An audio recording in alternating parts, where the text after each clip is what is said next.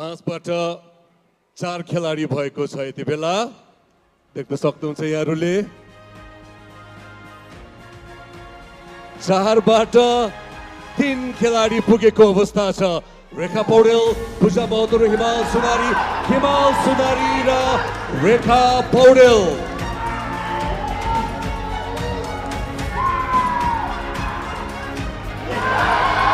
Puseba Himal Sunari Volleyball 48.10% प्राप्त गर्दै भलिबलका हिमाल सुनारी एनडिसी पल्स स्पोर्ट्स अवार्ड 2081 को पिपल्स चोइस अवार्ड का विजेता हुने